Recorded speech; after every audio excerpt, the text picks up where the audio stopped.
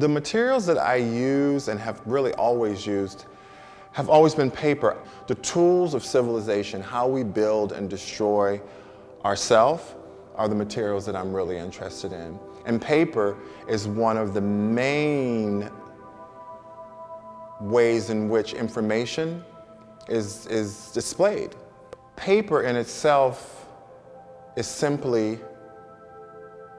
a bunch of fragments held together by a binder. I always saw it as pigment dried in a binder and cut into 8.5 by 11 blocks.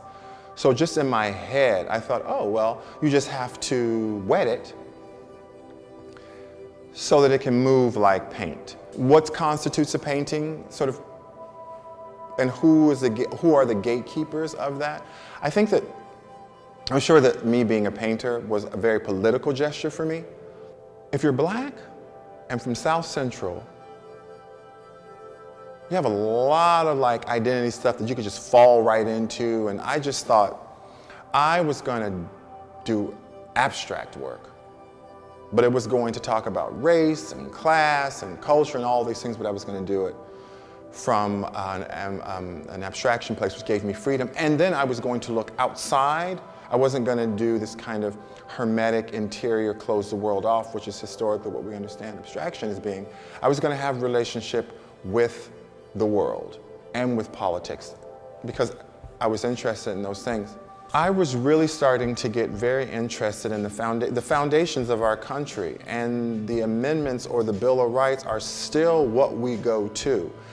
And interesting enough, it is on paper. I mean, it is one of our historical documents, one of our most important documents are on paper. And also, we put paper in the photocopier. So it's both precious and not precious at all. It's both protected by security guards and shredded. So Amendment 8 is actually in part of the Bill of Rights series, and there's certain fragments that cling to the edges of the composition. Certain words float in and out. They're legible and not legible, they hint. But in some ways, that's how we really do understand the dense documents.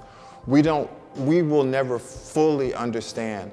They're so dense, but we pull and we glimmer and we dive and we project onto these documents. And at the time, the Constitution, certain people weren't even human, women didn't have rights, so we move them forward. As the country moves forward, we amend what we excluded in a way.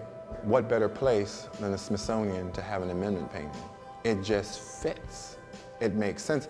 If you look at what's going on in the media at the moment with black male bodies, and me being a black male and doing an amendment painting and sitting in the Smithsonian, that's just super layered.